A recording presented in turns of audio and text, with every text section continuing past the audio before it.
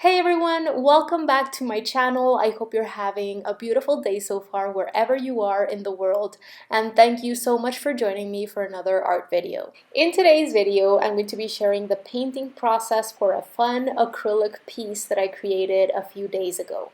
As you can see, I am sharing my process starting from my preliminary pencil sketch, and as a reference for this piece, I am using a photograph that I took myself of 3 donuts. For this one, I decided to challenge myself to complete the entire painting using only one filbert brush. Why did I do this, you might ask? Well, I really create most of my paintings using a limited amount of brushes, something from 2 to 3 brushes, at most 4 if I have like very small details and need detailing brushes. So using a limited amount of brushes isn't really that uncommon for me.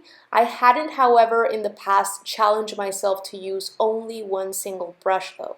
And of course, an important note here is that the brushes that I select really go hand in hand with the scale of the painting.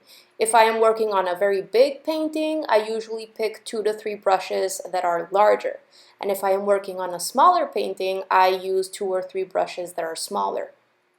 When I was first getting started with painting, I had this idea that I needed a very wide array of brush kinds and brush sizes just to complete one painting. And though it may be useful to a certain extent to experience what it's like to use all of these different kinds of brushes and learn what they could be most helpful for in terms of techniques and things of the sort, I love the feeling of exploring unconventional methods and techniques, and I really find that this allows me to find myself artistically and even develop skills that I would have otherwise never developed if I didn't make time for these explorations and these challenges. I'd love to know if you have personally put yourself through any challenges or any particular explorations that have allowed you to develop a certain skill or discover a certain part of your artistic personality, style, voice, etc. If you have, I'd love to know down below in the comment section. Of course, it's important to learn about both art fundamentals as well as basic painting techniques that will allow you to render a certain level of realism. I feel this is very important for beginners starting out, to start with a good level of realism, because otherwise I feel like they are handicapping themselves. But once you learn the basics and once you have a good amount of confidence, then I feel it's very enriching to allow yourself to step out of the box and give into certain explorations that just feel good to you artistically, that you feel compelled to create, because this path is what allows you to find yourself and start developing your own artistic style. In the past, I shared a very thorough and honest video in which I explain lots of tips that I have personally put into use and have allowed me to start discovering myself artistically a lot faster. I'm going to make sure to leave a link to that one down below in the description box. But going back to the paintbrushes, I really enjoy giving thought to my brushes and carefully selecting them depending on the subject on hand, and as I mentioned before, the size of the painting itself, and just keeping things as limited as possible.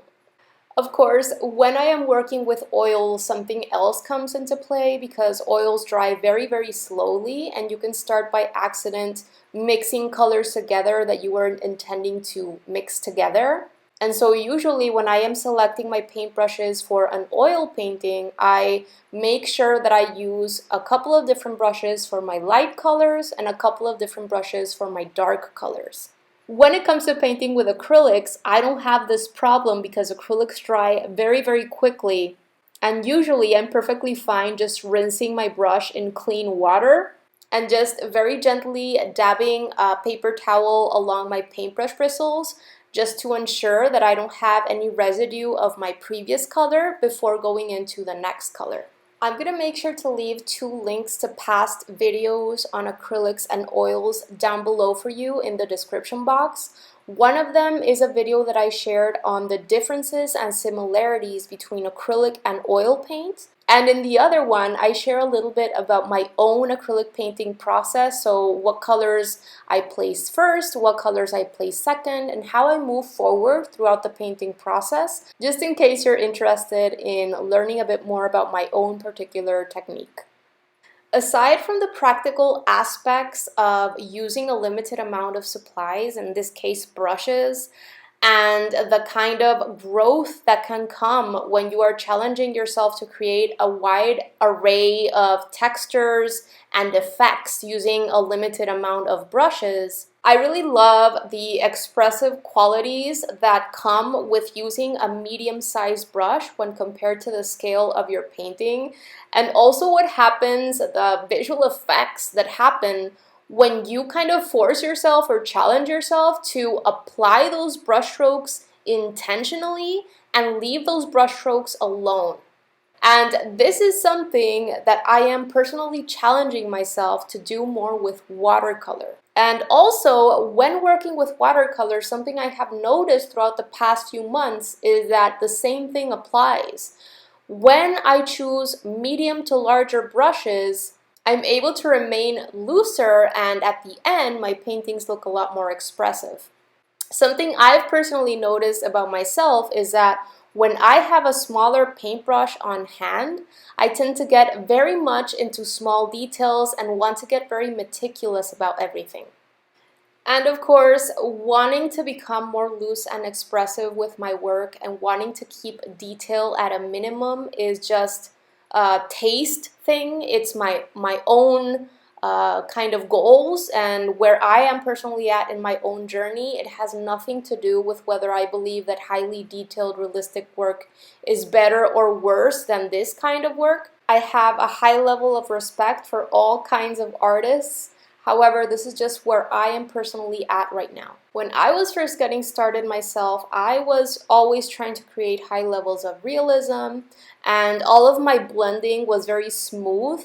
But then I really started noticing that I really enjoyed more texture and visible brushstrokes and minimal blending. I am really drawn to representational type of artwork, whether it be portraits, landscapes, still lifes, animal paintings, etc., that do show realism but also incorporate a certain level of abstraction. I have come to discover that I am really drawn to paintings that look like paintings and not necessarily like photographs. And I'm really drawn to artwork that really show a deliberate placement of brushstrokes and just enough detail to make something look realistic and kind of leave out the unnecessary things. Many times what I have noticed about these kinds of artworks created by other very skilled artists is that the painting looks like it has been created quickly, and maybe it has, but the fact of the matter is that there has to be a certain level of skill and confidence on part of the artist to be able to place that brushstroke just where it needs to go and really be able to leave it alone. So anyway, you guys, that is just a bit about where I am personally at in my own artistic journey and kind of some thoughts that I have running through my head right now. I'm very happy with how my own art style is developing and how I'm able to see more and more of myself in my paintings each time. I'm definitely excited about seeing how it continues to progress. As for the supplies that I used to create this piece, I used Schmincke acrylics on a 40 by 30 centimeter stretched canvas. I'm going to leave you now to enjoy the rest of this time lapse, but not before first sending out a humongous thank you to all of the people who have joined my membership site over on Patreon. You guys, it means the absolute world to me. Thank you so much for becoming part of my innermost community. And even those of you who have joined in the $1 tier, it really makes a huge difference for me in terms of being able to continue doing what I'm doing.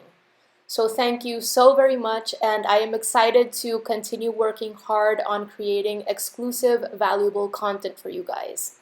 A link to my Patreon site will be left down below for you in the description box in case you want to go and check out all of the immense amount of value that I am constantly uploading onto Patreon. These are exclusive tutorials, direct feedback from me, live Q&As, live classes on art fundamentals, and much, much more at an incredibly low monthly cost. All right, let's get to the painting now.